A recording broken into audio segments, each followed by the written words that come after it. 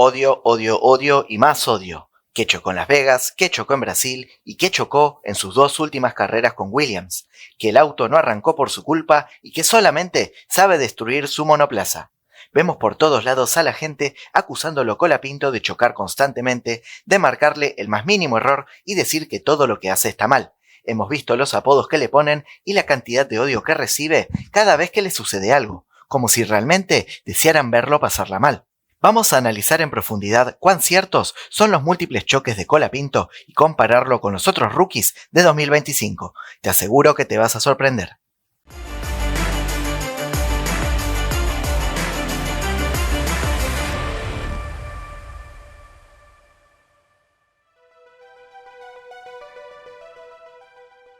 Para comenzar, primero voy a hablar de quiénes son los corredores rookies de este año, los que debutaron en la Fórmula 1 en este 2025, dando sus primeros pasos en la categoría máxima del automovilismo. Isaac Hadjar, actual piloto de Racing Bulls, que salió segundo en el campeonato de F2 en 2024, Gabriel Bortoleto, de la escudería Kick Sauber, campeón de la F2 2024, Kimi Antonelli, de Mercedes-Benz, salió sexto en la F2 del año pasado, Oliver Berman, actual piloto de Haas, que salió puesto 12 en la F2 2024, Jack Doohan, que corrió en 2023 en F2 y salió tercero, y de la misma generación tenemos a Colapinto, quien se vio en la situación de subir a la F1 en 2024 para reemplazar de urgencia a Logan Sargent, pero ni siquiera hizo media temporada. Salió noveno en el campeonato de F2 de 2024 sin haber disputado las últimas 5 carreras de la temporada. Y como hablamos del desempeño de Colapinto, por sus choques constantes, vamos a ver si realmente sus pares no cometen la misma cantidad de errores que él, o estamos ante un gran destructor de vehículos al cual se le debería prohibir acercarse a un auto en toda su vida. Los choques de Hadjar este año han sido los siguientes. Durante la vuelta previa en el Gran Premio de Australia, al intentar calentar los neumáticos en condiciones de pista mojada, perdió el control en la curva 2 y chocó contra el muro, dañando el alerón trasero de su monoplaza.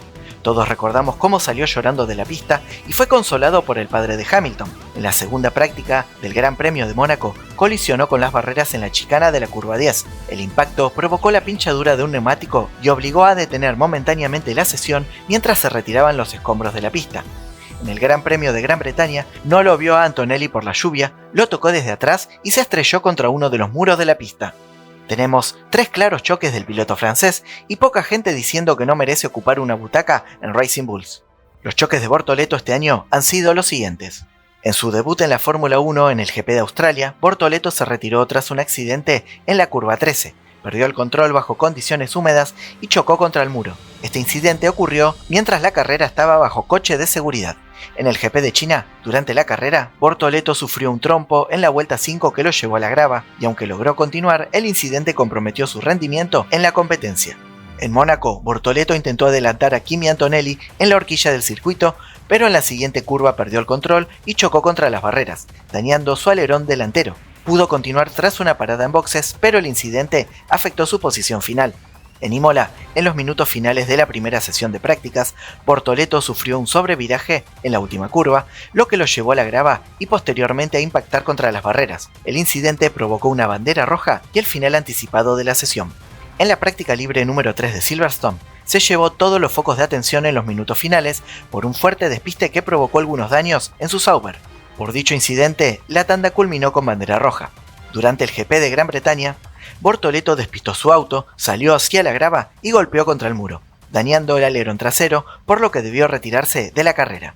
Tenemos entonces 6 claros choques del piloto brasileño y 0 polémicas con él. Los choques de Antonelli en F1 han sido: en su debut con Mercedes, durante la primera sesión de entrenamientos libres que pudo hacer en Monza, pero en el año 2024, Antonelli sufrió un accidente apenas 10 minutos después de iniciar la sesión. Provocó una bandera roja y dejó fuertemente dañado su monoplaza. En Mónaco, durante la primera sesión clasificatoria, Antonelli chocó en la chicana de la salida del túnel, provocando bandera roja y el final de la sesión.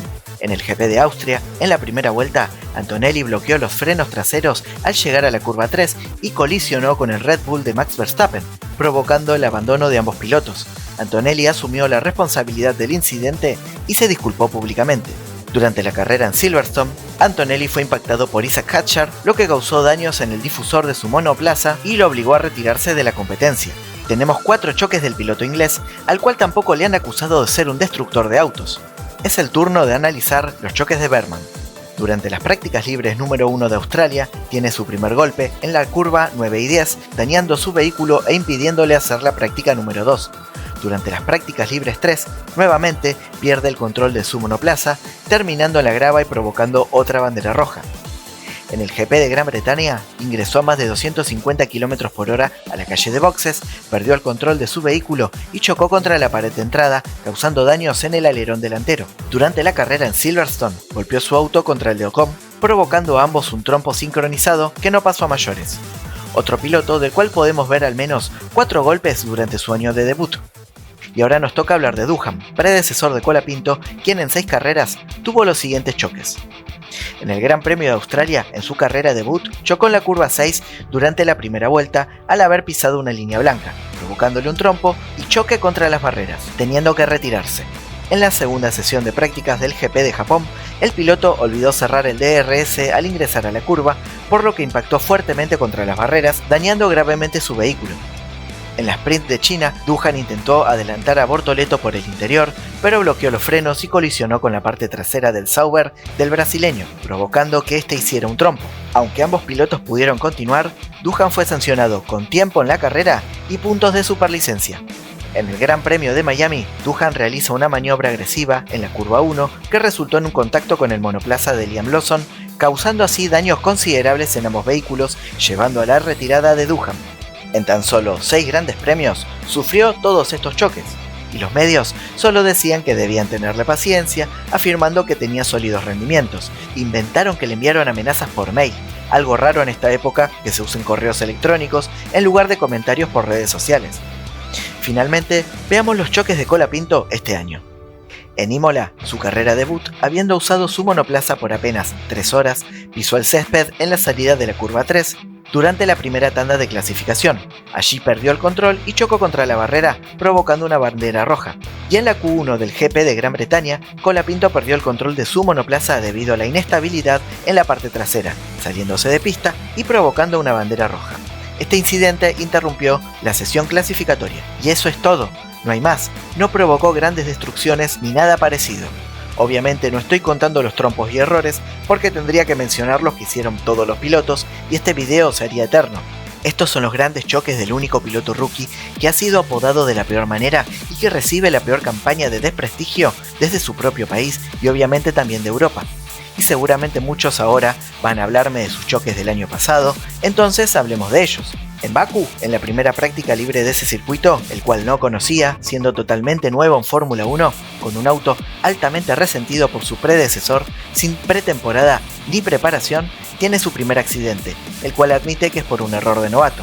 En Brasil, bajo la lluvia, tratando de alcanzar el safety car, hizo aquaplaning, perdió el control de su auto y chocó contra las barreras. Él había pedido ruedas azules y no lo escucharon, pero le indicaron que siga presionando con las verdes.